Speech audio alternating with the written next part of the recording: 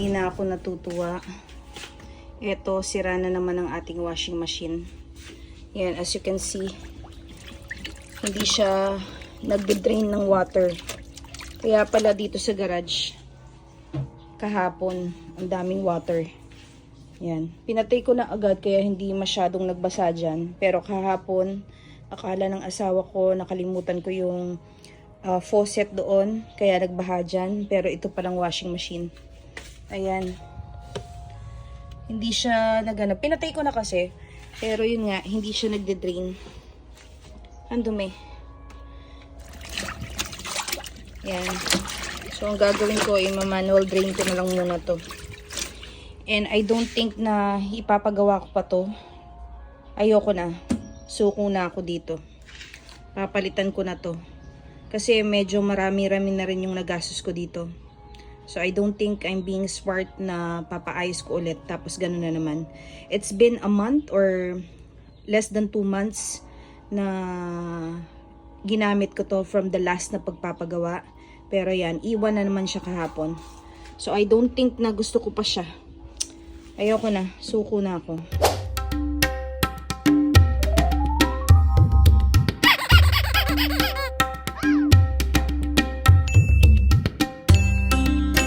A few moments later.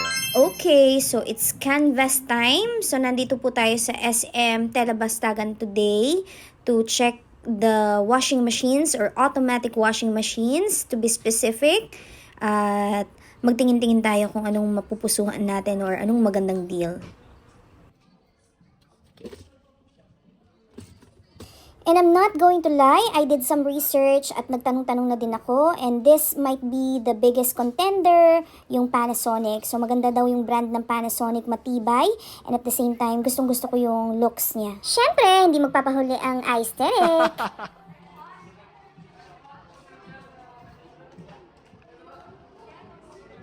And another good brand, according to my sources, Charis, is this Samsung automatic washing machine. Actually, parang hindi sila nagkakalayo ng looks ng Panasonic, hindi ba? Tama! How much is this sandwich? Ay, sorry naman, may ibang agenda ang anak ko. Whirlpool, another good brand. According naman ito sa aking research.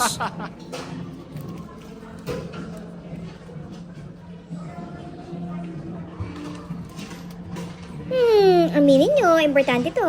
Charis.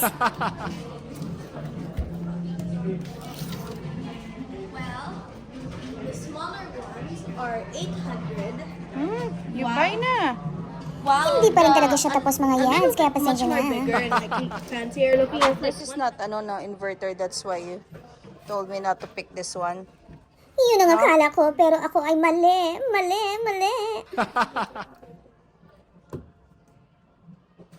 No, inverter Oh, technology diba? na. Samsung. Another one from Panasonic na nakapukaw sa aking atensyon is this very cute 8 kilogram washing machine. Ang ganda nito para sa kondo. Ayun lang, wala tayong kondo.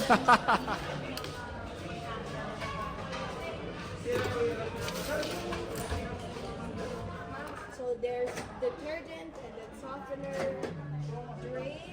I don't think that's Pwede rin ito. Pero parang maliit eh. And then here's for chloride or something. CL. Do you know what CL means? Chloride. Eto din, another good brand, LG. According naman ngayon kay Marites. Smart inverter na rin ito and aesthetic. Wow. What's this? Pero mas upgraded ni kaya sa akin ni. She said that this will clean better.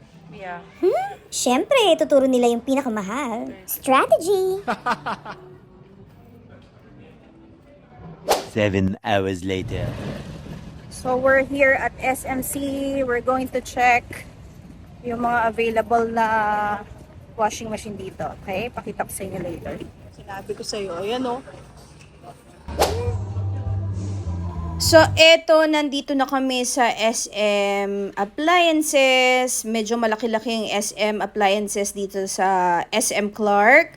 Kaya dito kami nagpunta para tumingin ng ibang options. Although, naka-fix na rin yung mind ko in getting the Panasonic. Parang yun yung talagang bet ko. So, titignan ko kung mas mura dito. Eto.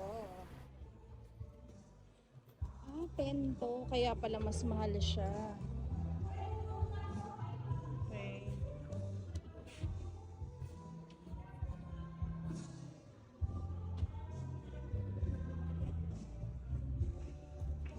Ito 9.5, ito 8.5. Okay.